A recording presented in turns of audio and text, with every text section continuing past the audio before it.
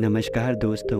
तो आज मैं गौतम बुद्ध की एक और प्रेरणादायक कहानी लेकर आया हूँ, जिस कहानी से आज हम सीखेंगे कि बुद्धिमान हम कैसे बन सकते हैं और वास्तव में बुद्धिमान गौतम बुद्ध ने किसे कहा है। तो एक नगर में एक लड़का रहता था। उसकी दिमाग बहुत तेज़ था और उसकी खासियत यह थी कि वह किसी भी चीज़ को बड़ी जल्दी और आसानी से सीख लेता था। जहाँ अन्य लोगों को किसी काम को सीखने में महीने या वर्ष लगते थे, वहीं पर इस लड़के को उसी काम को सीखने में कुछ दिन लगते थे। उसकी खासियत दूर दूर तक फैल गई थी और कहा जाने लगा था कि उस व्यक्ति के जितना बुद्धिमान कोई नहीं है। परंतु वह व्यक्ति तो जानता था कि वह भीतर से क्या है। हर व्यक्ति जानता है कि वह भीतर से क्या है, चाहे वो बाहर से कुछ भी दिखाए। वह व्यक्ति भी भीतर से तो परेशान था, परंतु वह अपने अहंकार से अपने परेशानियों को ढकना चाहता था। दोस्तों, ज़्यादातर लोग ऐसे ही करते हैं और शो अप इसका नाम है। वह व्यक्ति अपनी प्रसिद्धि को और बढ़ाने के लिए तरह तरह के काम सीख रहा था। वह चित्रकारी करना जानता था, वह मूर्ति बनाना जानता था और वह गीत गा सकता था और वो दुनिया जहान का हर वो काम सीख चुका था जो उसने अब तक देखे हुए थे। इसीलिए उसे अपनी बुद्धिमत्ता पर अहंकार था, क्योंकि कोई भी साधारण आदमी एक काम कर सकता है या 2 काम कर सकता है या ज़्यादा से ज़्यादा 3 काम को वह कर सकता है, परंतु वह तो सैकड़ों काम को कर सकता था और बहुत अच्छे से कर सकता था। इसीलिए उसे अपनी बुद्धिमत्ता पर अहंकार हो गया था। वह इस बात तो अंदर ही अंदर मान चुका था कि उसके जितना बुद्धिमान इस दुनिया में कोई भी नहीं है। फिर एक दिन उसका सामना गौतम बुद्ध से हुआ। उसे पहली बार एक ऐसा व्यक्ति दिखता था जिससे उसे ईर्ष्या होती है।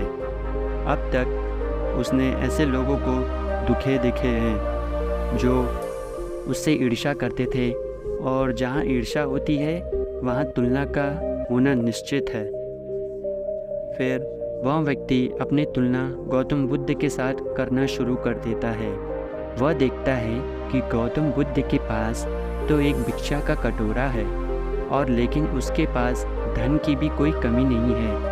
बुद्ध के वस्त्र तो साधारण से थे, परंतु उसके वस्त्र बहुत कीमती हैं। बुद्ध तो जीवन में नंगे पैर चलते हैं, परंतु वह नंगे पैर नहीं चलता। इसी तरह से वो आदमी सैकड़ों चीज़ों से अपनी तुलना गौतम बुद्ध के साथ करने लगा था, परंतु हर तुलना के बाद भी वह पाता है कि उसकी ईर्ष्या बुद्ध के प्रति 1% भी कम नहीं होती। वह व्यक्ति मन ही मन सोचता है कि मैं इस भिक्षु से अपनी तुलना क्यों कर रहा हूँ, जबकि मेरा जीवन इससे 100 गुना बेहतर है।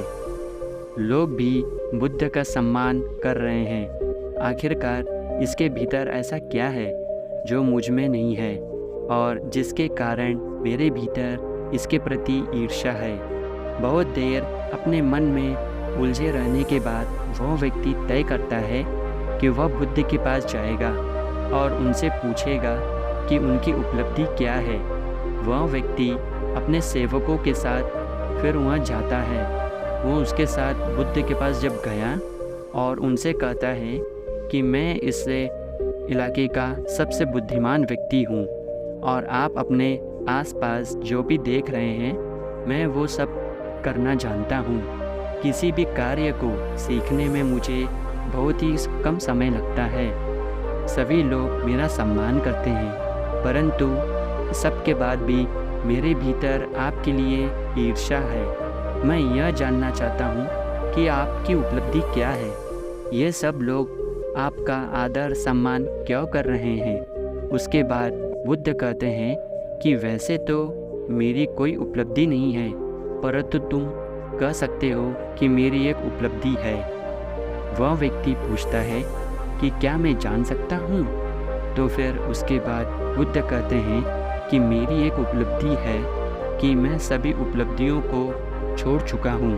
वह व्यक्ति बुद्ध से पूछता है कि मतलब मैं समझा नहीं, आप थोड़ा विस्तार से और बताइए।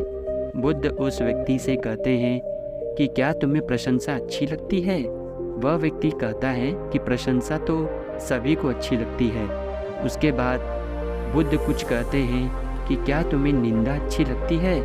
तो वह व्यक्ति कहता है कि भला इस दुनिया में कौन है जिसे अपनी निंदा अच्छी लगे।